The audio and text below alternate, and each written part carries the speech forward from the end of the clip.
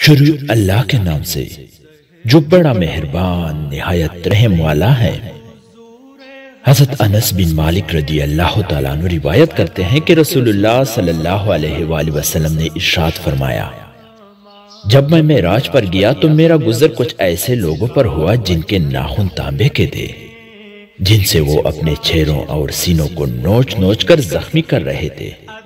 میں نے جبرائیل علیہ السلام سے پوچھا، یہ کون لوگ ہیں؟ جبرائیل علیہ السلام نے بتایا، یہ لوگ انسانوں کا گوشت کھایا کرتے تھے،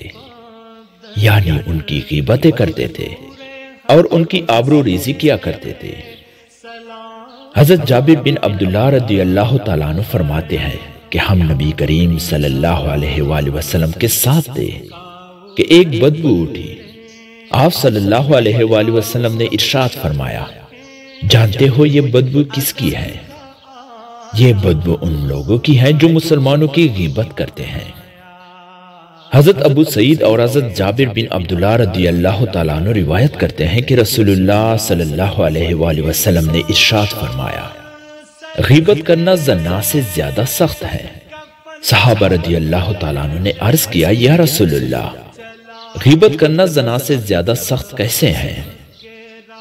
آپ صلی اللہ علیہ وآلہ وسلم نے ارشاد فرمایا، آدمی اگر زنا کر لیتا ہے پھر توبہ کر لیتا ہے، اللہ تعالیٰ اس کی توبہ قبول فرما لیتے ہیں،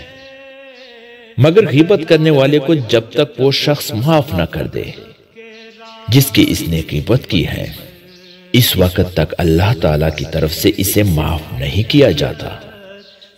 حضرت عائشہ صدیقہ رضی اللہ تعالیٰ عنہ فرماتی ہے کہ میں نے نبی کریم صلی اللہ علیہ وآلہ وسلم سے کہا،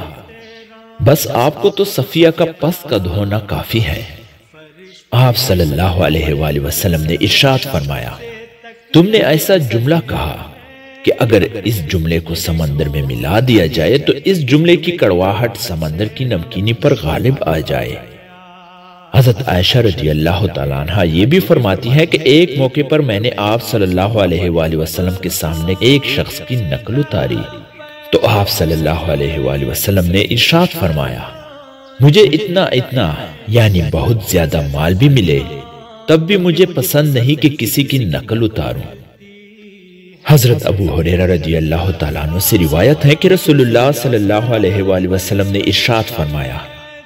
کیا تم جانتے ہو کہ غیبت کس کو کہتے ہیں؟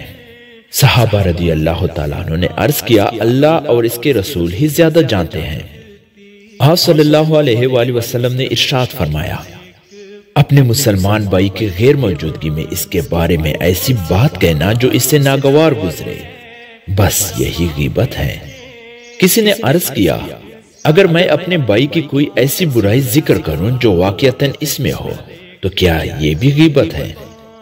آپ صلی اللہ علیہ وآلہ وسلم نے ارشاد فرمایا، اگر وہ برائی جو تم بیان کر رہے ہو اس میں موجود ہے تو تم نے اس کی غیبت کی، اور اگر وہ برائی جو تم بیان کر رہے ہو اس میں موجود نہ ہو تو پھر تم نے اس پر بہتان باندھا۔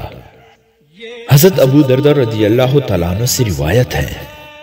کہ رسول اللہ صلی اللہ علیہ وآلہ وسلم نے ارشاد فرمایا، جو شخص کسی کو بدنام کرنے کے لیے اس میں ایسی برائی بیان کرے جو اس میں نہ ہو تو اللہ تعالیٰ اسے دوزخ کی آگ میں قید رکھیں گے یہاں تک کہ وہ اس برائی کو ثابت کر دے، اور کیسے ثابت کر سکے گا؟ حضرت عقبہ بن عامر رضی اللہ تعالیٰ عنہ سے روایت ہے کہ رسول اللہ صلی اللہ علیہ وآلہ وسلم نے ارشاد فرمایا، نسب کوئی ایسی چیز نہیں ہے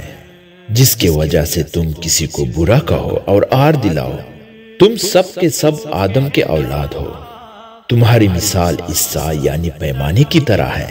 جس کو تم نے برا نہ ہو، یعنی کوئی بھی تم میں کامل نہیں ہے،